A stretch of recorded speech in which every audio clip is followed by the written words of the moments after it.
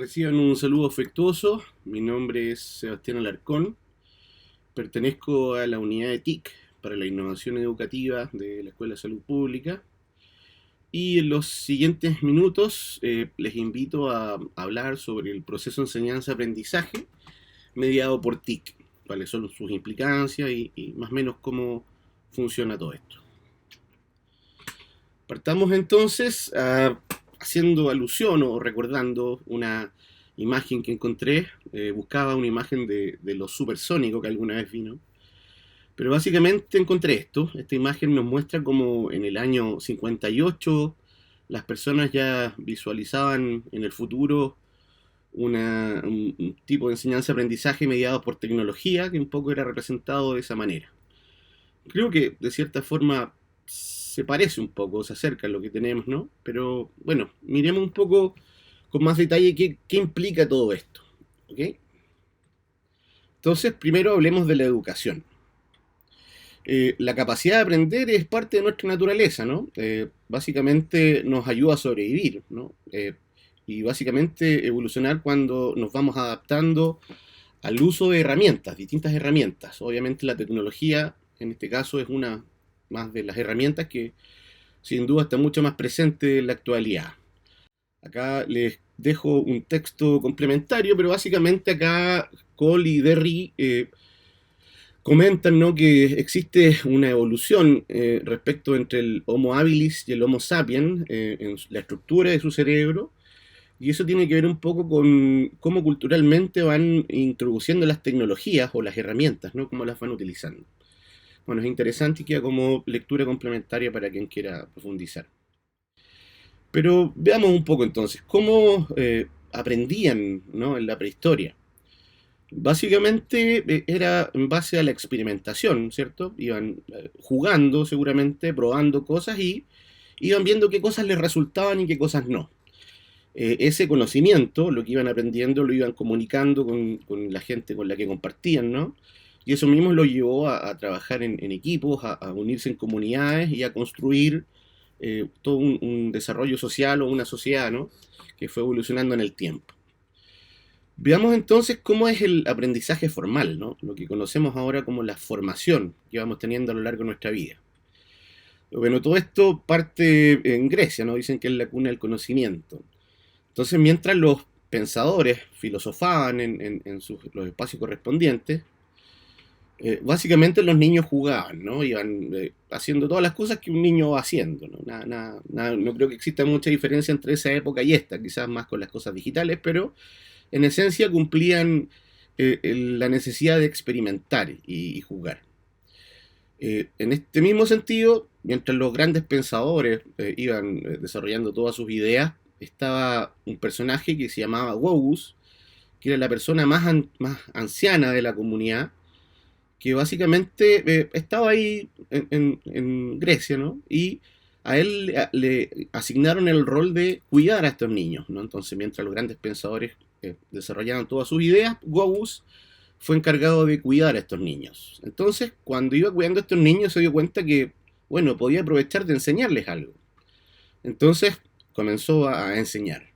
Y de ahí viene el término pedagogía, de paidos, niños, y gobus, que era este personaje, nace la paidos gobus pedagogía. Luego, con el tiempo, la educación de adultos, ¿no? Los adultos siguen aprendiendo y cada día vemos que es más necesario mantenerse actualizado e ir aprendiendo en el resto de lo que nos va quedando por vida, ¿no?, y a lo largo de nuestra vida. Se desarrolla el término de andragogía, de andra, que es adultos, y andragogos, bueno, y lo que vemos ahí que es la andragogía. Entonces, ¿qué diferencia hay entre la pedagogía y la andragogía? Básicamente que son más niños en la pedagogía, ¿no? Incluso se les llama alumnos, pensando en que estos niños un poco iban a buscar la iluminación a las escuelas. Sin embargo, en respecto a la andragogía, se llaman estudiantes, puesto que es un aprendizaje un poco más horizontal. En la pedagogía el aprendizaje, el proceso de enseñanza-aprendizaje es más vertical. En ese contexto, bueno, obviamente existen distintos intereses, finalidades distintas. Los niños aprenden por finalidades distintas que los adultos. Existen diversas motivaciones, experiencias, y también tienen asociadas distintas metodologías. Hay metodologías distintas para la enseñanza de niños que para la enseñanza de adultos. Y bueno, las evaluaciones también, obviamente, si hay distintas metodologías, se evalúa de distintas formas. Entonces, básicamente, la educación implica un proceso de enseñanza-aprendizaje. Para el lado de la enseñanza tenemos distintos contenidos, distintas metodologías, distintas estrategias didácticas que buscan entregar esos contenidos, que es por la parte de cómo entrego el contenido, la información. Y por el otro lado está el aprendiz, quien aprende. Y tiene distintas características, ¿no?, particulares de sí mismo, tiene estilos y preferencias para aprender mejor, dependiendo un poco del contexto en el que fue creciendo. Y también tienen distintas motivaciones, no todos tenemos las mismas motivaciones para aprender algo que tengamos que aprender a lo largo de nuestra vida o situaciones particulares que vamos viviendo. En este contexto que estamos viviendo actualmente, ¿no?, en pandemia y toda la evolución que nos ha llevado hasta el día de hoy y sigue avanzando, hemos encontrado un término que se encuentra cada día más presente, que son las TICs, que todo el mundo las menciona, pero veamos un poquitito qué son las TICs. Básicamente, cuando hablamos de TICs, hablamos de tecnologías de la información y comunicación. Eso tiene que ver con que en la medida que todo este mundo digital se estaba haciendo más presente en nuestro día a día, siempre cuando teníamos algún problema decíamos, oye, hay que ir a hablarle al eléctrico porque la luz no funciona, o qué sé yo, se cayó el computador, se echó a perder la red, hay que hablar con el tipo de redes, o no, el tipo de soporte informático. Entonces, como que era tan grande y tantas las posibilidades, se determinó asociar un término que unificara todo eso, que son las TICs. Entonces, ¿qué tenemos? Tenemos entonces tecnologías, información y comunicación. Este es un esquema muy general, pero que nos va a servir un poco para poder ir hilando la idea de los conceptos. Entonces, por el lado de la tecnología, tenemos todo lo que es la energía, el soporte energético, que independiente de cómo se genera, busca generar electricidad, que es uno de los elementos que más se usan para poder usar nuestros aparatos actualmente, ¿no? Se manejan por energía eléctrica. Por el lado del soporte de hardware o soporte físico, tenemos todo el desarrollo en electrónica, ¿no? Y bueno, también cosas mecánicas, y por el lado de la informática, los software y todo lo que eso implique. Ajá. Esto nos da soporte, sustento a todo lo que vamos desarrollando día a día. Por el lado de la información hay distintos tipos de datos, ¿no? Hay tipos de audio, imagen, o los dos en formato video que se unen, ¿no? Y eso nos va dando tipos de datos. También tenemos distintas ideas o mismos datos que vamos llenando en planillas de Excel, en documentos Word o de texto, qué sé yo, HTML, muchos tipos de información que vamos guardando. Eso, bueno, son nuestros datos. Esos datos se organizan de distintas formas, ¿no? Esa es la técnica en la que los organizamos, y se almacenan dentro de una estructura de almacenamiento, lo que permite organizar todos esos datos y poder accederlos de la mejor manera. Y bueno, por el lado de la comunicación, tenemos que existe siempre un emisor que genera la información, un transmisor, cómo se transmite y quién lo recepciona. Y bueno, todos estos aspectos que se van generando acá nos permiten clasificar distintos tipos de TICs. Bueno, mi teléfono sonó, perdón. Entonces estamos que tenemos un proceso de enseñanza-aprendizaje mediado por TICs. Entonces en el mediado entra el tema del e-learning. Vamos a ver qué es el e-learning. Entonces acá hay un poco la evolución de lo que tiene que ver con la enseñanza a distancia, ¿no? Que así comenzó todo esto.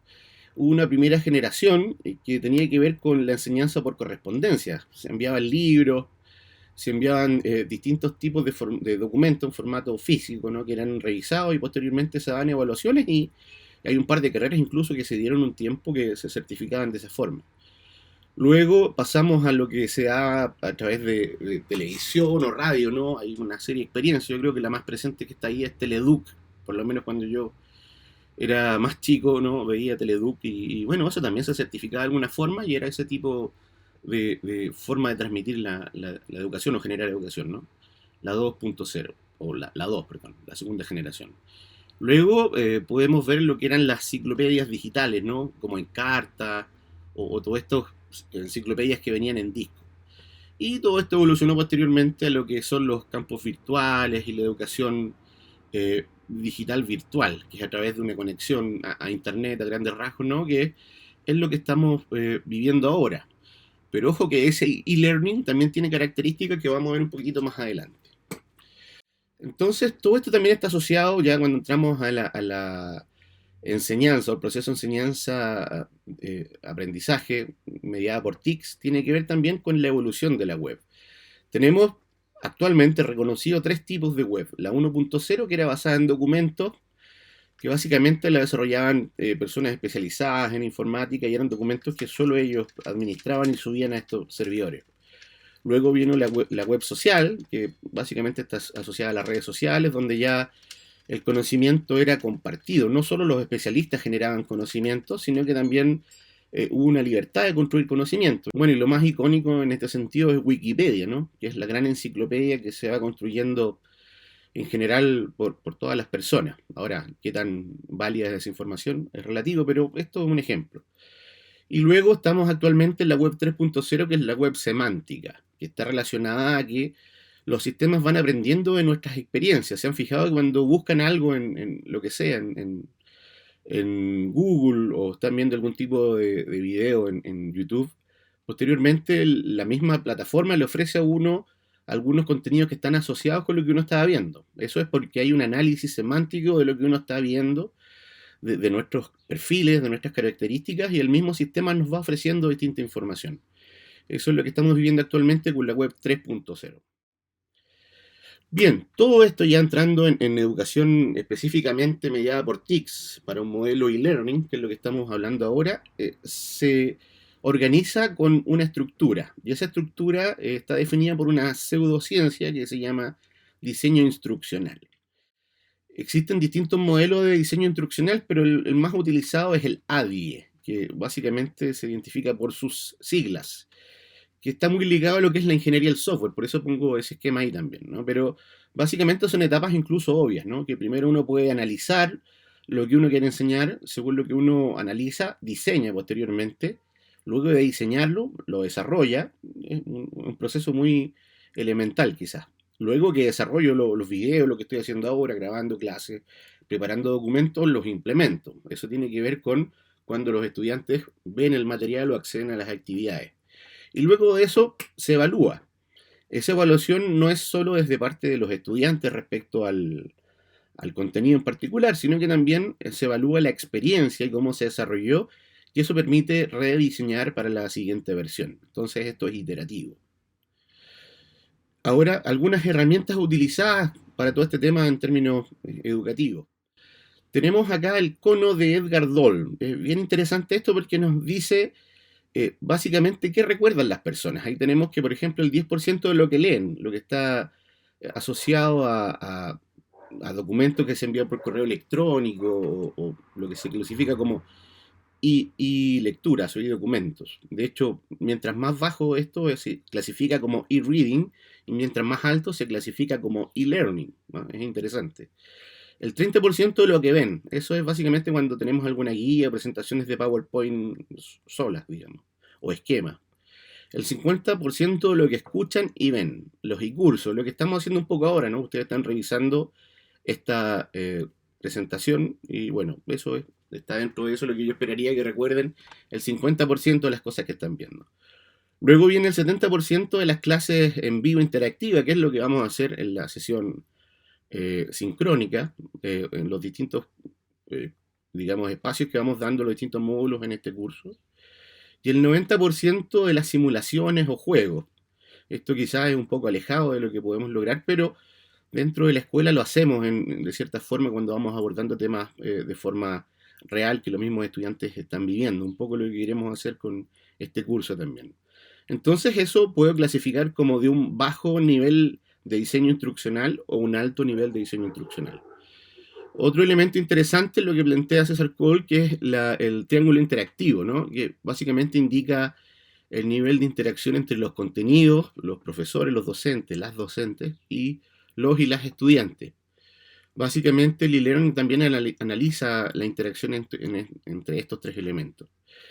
Y otro tema que también consideramos es este esquema de abajo de William Horton, que habla de que primero existe una etapa de absorción de nuevos contenidos, ¿no? Lo que implica el aprendizaje siempre en nuevos contenidos. Luego estos contenidos se ejecutan o se hace algo con estos contenidos. Y posteriormente hay una etapa de conexión con los aprendizajes previos que uno tenía y este nuevo contenido que estoy revisando. Otro elemento fundamental para enseñar, ¿no? Que es muy importante tener presente, es la famosísima taxonomía de Bloom, Benjamin Bloom, que en el año 56 estableció un orden de aprendizaje. Es bien también interesante hablarlo. Primero el conocimiento, ¿no? Primero uno tiene que conocer un tema para poder aprender de algo. Luego de que lo conoce, lo identifica, puede comprenderlo, ¿no? Luego de que comprendo, lo puedo aplicar, porque ya lo comprendo y puedo identificar. Y así voy subiendo en la pirámide. Luego de que aplico, lo analizo. Luego de que analizo, puedo hacer una síntesis, un resumen, y luego evaluar. Esto era en el año 56, ¿no? Cuando estábamos en todo un mundo análogo.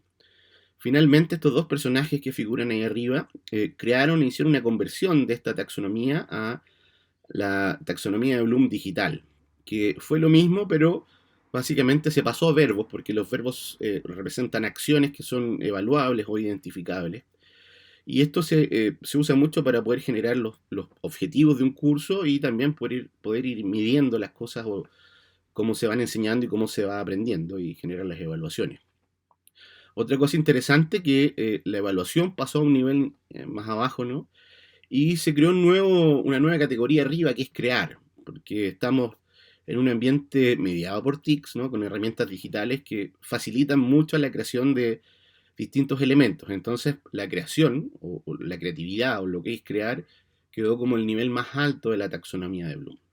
Entonces tenemos elementos de orden superior o inferiores en el pensamiento, ¿no? Crear es, digamos, lo más alto del orden del pensamiento. Ahora, esta misma orden de taxonomía de Bloom también se asoció a distintas estrategias de enseñanza y aprendizaje que tienen que ver con psicologías de la educación. Primero tenemos entonces el conductismo, ¿no? Posguerra, post Segunda Guerra Mundial. Skinner, que coincidentemente le pusieron Skinner al director de Los Simpsons, a todo esto lo cuento como anécdota, dado que él es conductista, digamos, si se fijan, él es como muy de hacer cosas y reaccionar como algo positivo o negativo, los refuerzos positivos o negativos, del conductismo, establecer una conducta. Eso en e-learning se le llama instructivismo, que básicamente es poder seguir instrucciones. Luego hubo una etapa posterior que es el cognitivismo, que se centraba en poder mirar el proceso mental, poner el énfasis en el proceso mental que vivían las personas al aprender. Entonces, el énfasis estaba ahí, no importaba incluso el resultado, podía decir 2 más 2, 5. Ok, pero digamos, ¿cuál fue tu proceso mental? Entonces, el énfasis no era el resultado, sino que el proceso mental. Y actualmente, posterior a esto, viene el constructivismo y tiene todas unas variaciones más arriba, pero por ahora lo vamos a considerar como constructivismo, que básicamente tiene que ver con construir, que el aprendizaje se construye de forma colaborativa, que ahora no solo basta con repetir un texto como típico que hacía el Chavo del Ocho, ¿no? Que leía un texto, se lo repetía, lo repetía, lo repetía, ¿no? Sino que ahora es cómo yo voy construyendo cosas en conjunto, que es el constructivismo social, o de forma independiente, pero la idea es construir. Entonces, como hablamos, el nivel de la taxonomía de Bloom y las psicologías de la educación también nos permiten ver que para unas tareas que tienen que ver u objetivos con bajo nivel, digamos, del orden más inferior, la taxonomía de Bloom tiene que ver con estrategias quizás instructivistas o lo que decía era conductistas, ¿no? Que acá, como les digo, en el e-learning se clasifica como instructivismo. Las tareas intermedias con estrategias cognitivistas y las más altas, ¿no? Que es crear, evaluar, con estrategias constructivistas. Entonces, bueno, el aprendizaje mediado por TIC nuevamente. Ahora los llevo a esta película, ¿no? A Matrix, que era bien interesante porque no, si no la vieron, véanla, se los recomiendo. Y si no, bueno, básicamente acá a este tipo que era Neo le conectaban ya a todos estos personajes una especie de gran conector en la parte de atrás del cerebro, ¿no? De la cabeza. Y eso automáticamente los conectaban a un programa y aprendían, que era como una visión futurista también del aprendizaje, quizás. Obviamente eso todavía no lo desarrollamos y es bien complejo que se llegue a hacer, pero bueno, nunca se sabe. Pero esa no es la realidad actual. Entonces, veamos cuál es la realidad actual. Para eso tenemos que comprender todos los aspectos que hemos conversado hasta ahora, ¿no? Y mirar un poquitito más, ahora vamos a seguir profundizando en este tema. Evaluar, que es el gran tema, ¿no? De la evaluación, finalmente. ¿Qué elementos considera la evaluación o elementos que vamos a tener presentes al evaluar? ¿Qué es la evaluación? ¿Cómo evalúo y para qué evalúo? ¿Para qué sirve la evaluación? La evaluación es un proceso que está siempre presente, ¿no? Es parte fundamental de todo lo que vamos haciendo. Cuando yo voy caminando y veo que hay un árbol frente a mí, doblo, le hago el quita al árbol, ¿no? Y básicamente es una evaluación, voy haciendo una evaluación en la medida que voy avanzando. Si hay un hoyo, le hago un quite o tengo cuidado al bajar, es una evaluación también. Voy haciendo evaluaciones en cada una de las cosas que voy haciendo. La evaluación, bueno, es fundamental en el proceso de enseñanza-aprendizaje, ¿no? Estos instrumentos nos permiten revisar no solo lo que un estudiante sabe, ¿no? Porque estamos hablando de un proceso enseñanza-aprendizaje. Entonces, un instrumento de evaluación me entrega dos cosas. Me dice qué tanto sabe un estudiante frente a un contenido, pero también me dice qué tan efectivo es el docente o la docente que entrega ese contenido, ¿no? Nos enseña nos presenta dos elementos a considerar, ¿no? Entonces, quizás una estrategia de un docente o una docente funciona para un tipo de estudiante y no para otro. O quizás no, son elementos que hay que tener presentes. Y eso es lo que un poco tenemos actualmente presente, por eso también está este tema acá. Entonces, tengo muchos perros acá, les pido disculpas, van a estar ladrando todo el rato. Bueno, entonces hablemos de la evaluación. Es un instrumento que es parte del proceso de enseñanza-aprendizaje, ¿no? Que nos permite medir cuánto saben las personas, pero también nos permite medir la calidad de lo que vamos haciendo o además, digamos, cómo nos movemos nosotros entre un grupo de personas o cuánto aprendemos frente a nosotros mismos, ¿no? No vamos a profundizar mucho en este tema, pero la evaluación, lo importante que tengan presente es que está siempre visible o presente en todo lo que vamos haciendo.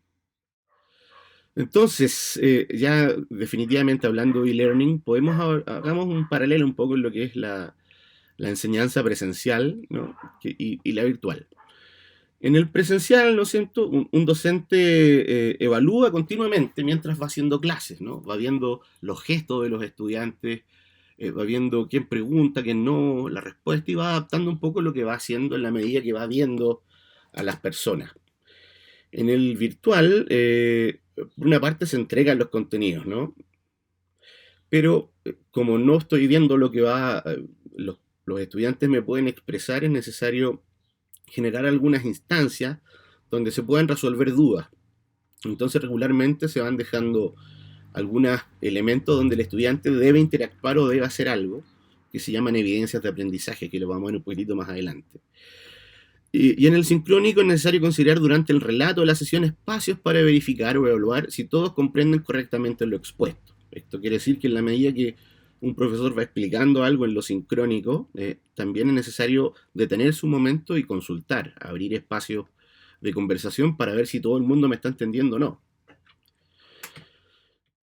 Entonces, otro elemento importantísimo en todo este proceso es lo que le llamamos, en términos didácticos, el llame ya. Básicamente tiene que ver, haciendo la parodia, ¿no? Estos elementos que uno compra a veces por televisión, qué sé yo, que suelen tirar en la mañana o en las noches, donde venden artículos que uno compra y que no muchas veces usa. En este caso estamos poniendo el ejemplo de una máquina para hacer ejercicio. Ahora, ¿qué diferencia hay esto cuando uno va al gimnasio? Van al gimnasio donde básicamente ven que todo el mundo se está moviendo, está haciendo ejercicio y muchas veces resulta mejor ir al gimnasio porque estas veces regularmente estas herramientas quedan arrumbadas en algún lugar de nuestra casa y no se usan más. Sin embargo, el gimnasio va dando mejor resultado. Esto tiene que ver con la motivación social. La sociedad y la interacción básicamente nos lleva o nos motiva a aprender o a hacer cosas. Entonces, lo que se logra obtener con esto de las personas que aprenden juntas es súper relevante. Ahora, sobre esto es necesario repensar la construcción de equipos docentes, dado que el método de enseñanza-aprendizaje en formatos virtuales es un poco distinto. Entonces, acá es un rol fundamental lo que pueda hacer lo que es en el gimnasio un personal trainer, ¿no? Que básicamente se dedica específicamente a una persona a ver cuáles son sus debilidades, cuáles son sus fortalezas y sobre eso hacer un entrenamiento personalizado. En ese caso, en lo que es la educación virtual, tenemos la figura de un tutor. No necesariamente un tutor tecnológico como el que regularmente conocemos, ¿no? Sino que también se le llama un tutor pedagógico o andragógico, básicamente un tutor educativo, que mida y esté constantemente en comunicación con los estudiantes y puede ir viendo si es que están aprendiendo bien, si es que están perdidos en algo. Entonces esta figura es bien importante. Entonces, este proceso de enseñanza-aprendizaje, que se centra solo en un docente, en una docente, la idea es que se pueda hacer pequeñas subdivisiones en grupos más pequeños. Por eso hablamos de repensar la estructura de trabajo para que permita tener una visión más cercana del avance de los estudiantes en el proceso de enseñanza-aprendizaje. Entonces vamos viendo en términos concretos, haciendo un poco un paralelo con lo que es lo presencial y lo virtual en la evolución. Esta es la estructura de un programa presencial, ¿no? Tiene objetivos generales, va teniendo objetivos específicos también en cada módulo, con contenidos. Y entonces el módulo 1, el módulo 2, el módulo 3 se entregan con contenidos y regularmente se hace una evolución en algún momento respecto a los contenidos que se vieron anteriormente. Cuando tenemos un proceso semipresencial, lo que se conoce como V-Learning, que viene de Blended Learning, de aprendizaje flexible, esto tiene que ver con que los contenidos básicamente tienen implícitas actividades. Eso quiere decir que cuando entrego un módulo, cuando genero un módulo, ya no es solo entregar contenidos, sino que también considerar actividades donde los estudiantes vayan haciendo esta conexión que vimos en el diagrama de William Horton, ¿no? Y así. Ahora, cuando es completamente e-learning, ya es muy necesario considerar lo que está acá en rojo, ¿no? No sé si lo alcanzan a ver, esto acá, que dice evidencia de aprendizaje. Acá se hace fundamental construir algunos elementos que nos permitan tener evidencia si es que van aprendiendo o no. Es muy importante porque quizás cuando lleguemos a la evaluación formal, ¿no? A la evaluación sumativa, nos vamos a dar cuenta que no me entendieron nada en lo anterior. Entonces acá lo que son las evaluaciones formativas o evidencias de aprendizaje cumplen un rol fundamental. Cada vez que damos una prueba, y esto seguramente las personas que ya han ejercido el rol de secretariado se dan cuenta que hacemos un pequeño análisis, ¿no? Hacemos un análisis cualitativo y cuantitativo, ¿no? Vemos la calidad de la respuesta, el número de estudiantes que respondieron, el número de preguntas omitidas, errores frecuentes y qué sé yo. Entonces, hemos desarrollado con el tiempo un estándar, que cuando vemos que en una pregunta el 30 o más del 30% de los estudiantes no la responde correctamente, perdón, más del 70% de los estudiantes no la responde correctamente, es decir, que hay un error de más del 30%, esa pregunta se elimina. Sin embargo, lo que se hace ahí es informar a los profesores para que ellos verifiquen realmente qué pasa. Pero ese es un tema a tener presente, que en este rol de secretariado va a cumplir un rol fundamental, poder contactar a los docentes y poder hacer esta revisión, obviamente apoyados con el equipo de TIC. Vamos a hacer entonces un paralelo, vamos viendo del aula convencional al aula virtual. El aula convencional, acá tenemos un pequeño esquema, el profesor hace su clase, los estudiantes van viendo, el profesor va explicando, ¿no? Y un estudiante hace una pregunta, el profesor le responde. Luego otro estudiante hace otra pregunta, el profesor le responde y así. Tenemos una comunicación directa, ¿no? Entre el profesor y el estudiante y va respondiendo. Esta es la pedagogía clásica, ¿no? El aula clásica. ¿Qué tenemos acá? Una interacción verbal. El profesor responde a cada estudiante mientras se encuentra en la clase. O sea, la docencia se desarrolla en ese momento. Y el proceso de enseñanza-aprendizaje gira en torno al profesor, que es lo que hemos visto hasta ahora. Entonces tenemos que actualmente solo se desarrollaba en un momento. Cuando estamos pensando en lo virtual, tenemos dos elementos, lo que es la asincronía y la sincronía. Entonces, ¿qué es la asincronía? Quiere decir que en un momento un estudiante participa, luego el tiempo avanza y otra persona vuelve a interactuar. Esto quiere decir que no tenemos que estar todos conectados y conectadas en el mismo lugar o estar en el mismo momento, ¿no? Y así, el tiempo avanza, otra persona participa y así. Esto es asincrónico, lo típico de los foros, ¿no? una herramienta asincrónica regular. Por el lado de la sincronía, sin embargo, es un momento determinado donde todos y todas se tienen que conectar, y ahí se desarrolla una sesión donde todos y todas participan. Entonces, esa es la gran diferencia entre la asincronía y la sincronía. El momento en el que se desarrolla una actividad. Bueno, entonces veamos un poco cuáles son las funciones del profesor en lo presencial. El profesor lo que hace es transmitir el conocimiento, elabora el contenido, organiza el aprendizaje, temporaliza la acción formativa, ¿no? Genera los tiempos de cuando se desarrollan, facilita el aprendizaje, dinamiza la acción formativa, va generando dinámicas donde estas actividades se van desarrollando, busca motivar al estudiante, ¿no? Porque la motivación es individual, pero él busca motivarlo y evalúa el aprendizaje. Cuando pasamos a la educación virtual, acá se hace un poco una separación, mezclando un poco lo que es el autor de contenidos, ¿no? Quien entrega el contenido y quien dinamiza u organiza o ayuda a llevar la acción formativa, la educación. Entonces, hacemos una pequeña separación. En la parte de arriba entonces está lo referente a lo que es el autor de contenidos y en la parte de abajo a los procesos que tienen que ver con la tutoría, que un poco separa la labor del docente entre lo que es generar contenido y tutoriar un proceso formativo. Este esquema básicamente representa un poco eso. Existen especialistas desde derecha a izquierda, voy a usar el mouse. Acá tenemos el especialista en contenido, que entrega la información, el autor genera distintos contenidos, va buscando contenido, los contenidos quizás están disponibles en YouTube o en distintos lugares, no necesariamente los graba. Y eso básicamente interactúa con el tutor, y el tutor va dinamizando, también se comunica con el equipo de TIC, ¿no? Para todo este proceso, y finalmente el estudiante lo ve, interactúa con el tutor, y acá está el rol de secretariado, que interactúa con el estudiante, con el tutor, y básicamente va revisando también que todo esto se desarrolle de la mejor forma. Esto lo vamos a ver en detalle un poquito más adelante. Entonces, miremos un poco esto. ¿Cuál es el rol del autor? El autor hace los planos, básicamente diseña la acción formativa en base a teoría, lo que hablamos, el conductismo, el cognitivismo, el constructivismo. También considera algunos estilos de aprendizaje, cómo aprende el estudiante. Para eso hay algunas herramientas que se mencionan ahí como VAR, Colbo, las categorías motivacionales. Y además utiliza algunas estrategias, que son las que vemos ahí, por mencionar algunas, ¿no? Que es cómo va a entregar los contenidos. Entonces, vamos a hacer la figura simbólica de un sol en el horizonte, que van a ser nuestros objetivos o competencias que queremos alcanzar. Entonces, en esta estructura vamos a buscar que el estudiante alcance esos objetivos. Para eso el equipo TICS construye la carretera, ¿no? Construye la plataforma o el espacio, tomando los contenidos que le entregó el arquitecto y todo el tema. Y el tutor guía al estudiante en todo este proceso de aprendizaje.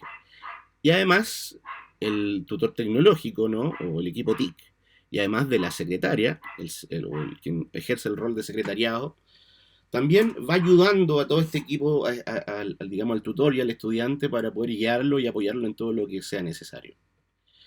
Entonces, como ya dijimos que esta estructura se organiza de esta forma, repensando todo este proceso, el aula virtual, ¿cómo sería entonces? Tenemos al estudiante frente a los contenidos, tenemos al tutor, tenemos a los compañeros de curso y tenemos al quien ejerce el rol de secretariado, y todos interactúan en actividades. Esto sería lo que es el aula virtual. Entonces acá la interacción principalmente es textual, a través de texto, por foro, chat o lo que sea, pero principalmente es texto. Existe constante comunicación entre los distintos participantes. El proceso de enseñanza-aprendizaje gira en torno al estudiante. Él es nuestro eje central. Ya no el profesor como era antes, sino que el estudiante. Y bueno, el estudiante es el principal responsable de su aprendizaje. Sin embargo, acá vemos muchos casos que muchas veces los estudiantes se van perdiendo, ¿no? Se van un poco saliendo del camino y se van desorientando. Y ahí es súper importante el rol que podamos ejercer para poder reubicar al estudiante en el camino correcto. Veamos algunos diagramas. Estos diagramas alguna vez los desarrollamos en la UTIE pensando en todo este proceso, pero si bien representan a grandes rasgos todo lo que implica, obviamente lo más probable es que se vayan reorganizando, pero igual los voy a presentar a grandes rasgos. Acá tenemos entonces que en el proceso de enseñanza-aprendizaje digamos, cursos mediados por TIC, o aprendizaje mediado por TIC, Tenemos una etapa de preparación, donde se preparan todos los contenidos, luego la implementación, que es cuando el curso se desarrolla, y finalmente la última etapa, finalización, donde se entregan los certificados y las calificaciones. Acá hay distintas personas que ejercen distintos roles, ¿no? Tenemos los académicos con todo lo que implica su tarea, también los administrativos, donde entra el rol del secretariado, y lo tecnológico, lo técnico, donde entra el rol de los tutores tecnológicos. Y así vamos interactuando en cada uno de estos esquemas. Acá están, no voy a profundizar mucho esto porque, como les digo, va seguramente a modificarse en algún momento, pero son algunas de las tareas que en algún momento las diseñamos y las planificamos de esa forma, y seguramente en los siguientes módulos van a ver más en detalle. Pero lo importante es que tengan presente que el secretariado siempre está presente en todo esto, cumple un rol muy relevante en poder ir organizando todas estas tareas. Si se fijan, en el último esquema que tengo acá, esto, incluso que esto es como ya la implementación, en todas las actividades, en la inducción, los recursos simples, foros, tareas, evaluaciones online, las encuestas, la secretaria tiene un rol de control, de verificar quién hizo, quién no hizo, estar muy atento a quién se perdió, quién no se perdió, cómo se ha dado. Entonces, todo esto tiene que ver con lo que hemos visto hasta ahora de cómo se desarrolla el proceso de enseñanza-aprendizaje, ¿no? Y cuáles son un poco nuestros roles. Pero ¿quiénes son nuestros estudiantes? Conversemos un poquitito de esto. Ha sido muy interesante esto porque desde que partimos con la unidad por ahí por el año 2018, hemos visto una evolución tremenda en las características de los estudiantes. Eran muy alejados de la tecnología, lo que implicaba que estuviéramos muy presentes al lado de ellos. Sin embargo, con el tiempo eso ha cambiado. Hemos visto que si bien hay algunos estudiantes que se van perdiendo, no necesariamente tiene que ver con limitaciones tecnológicas, sino que muchas veces con que se perdieron y no se dieron cuenta de algo, no siguieron las instrucciones y se perdieron, o por razones laborales, personales, no asistieron a alguna sesión o algo y están un poco perdidos. Eso suele pasar a todos. Quizás en algún momento todos o todas nos pasó y nos puede pasar también. Entonces es importante de todos los estudiantes y todas las estudiantes que son parte de nuestros programas tener especial ojo en esos casos. A continuación vamos a hacer una figura, digamos, didáctica, ¿no? Con términos, fines didácticos, y vamos a ver un relato súper interesante que encontré por ahí, que es la historia del pollito perdido, haciendo alusión un poco a los estudiantes que se pierden, con todo el respeto y cariño del mundo, ¿no? Esto es con fines didácticos. Entonces, hay una historia que había una vez una mamá gallina que tenía muchos pollitos y como ella era muy responsable, siempre los contaba moviendo su cabeza de un lado hacia otro. Entonces, ahí los iba contando. Hacía cococó, iba contando los pollitos, ¿no? El cococó significa esos números que hay ahí, que es el lenguaje en gallina, ¿no? En lenguaje gallina. Y bueno, así cada vez los iba tocando y ellos se ponían contentos y le decían pío, pío, pío, pío, mientras ya coco, ¿no? Clo, clo, clo. Entonces, esa era la historia, así se va dando la historia. Sin embargo, siempre hay un pollito que se pierde por X motivo, aunque la mamá gallina esté muy presente y contando todos los pollitos. En este caso se llama Mickey, el pollito perdido, ¿no? Que un día faltó a clase o no siguió una instrucción, se perdió y se fue. Entonces, el pollito empezó a tratar de retomar el camino. Entonces buscó y no encontraba el camino. Le preguntó al perro, el perro le dijo no, si sabía quién era su mamá, no lo sabía. Le preguntó al burro, el burro no, tampoco lo sabía. Y así el pollito estaba perdido, estaba preocupado. Entonces, ¿a qué voy con esta historia del pollito? Que en este proceso de enseñanza-aprendizaje mediado por TIC, los pollitos perdidos existen. Y esos existen sobre todo en el proceso inicial, cuando se generan las nóminas y comienza el proceso. Siempre hay un problema con el root, un problema con el correo electrónico. Entonces es súper importante tener presente eso. Además, en medio del proceso muchas veces las tareas se nos van perdiendo y es importante hacer ese seguimiento. Los estudiantes y las estudiantes un poco evalúan su experiencia fundamentada por qué tan fácil les fue desarrollar la tarea. Y eso tiene mucho que ver con el inicio. En la educación y learning dicen que hay un alto índice de deserción y eso tiene que ver por estos pollitos perdidos, que se pierden y nadie los encuentra y no saben cómo retomar el proceso. Las actividades se diseñan para que los estudiantes participen de forma correcta. Sin embargo, si un pollito se pierde, es difícil que pueda seguir las instrucciones, ¿no? Entonces, es muy importante mirar ese proceso, sobre todo en el proceso de desarrollo. Por eso que ahí está la secretaria, que cumple el rol de secretariado muy presente, viendo quién hizo la tarea, quién no, quién le faltó, y ir controlando que se cumplan y quién se perdió, básicamente, buscando estos famosos pollitos perdidos.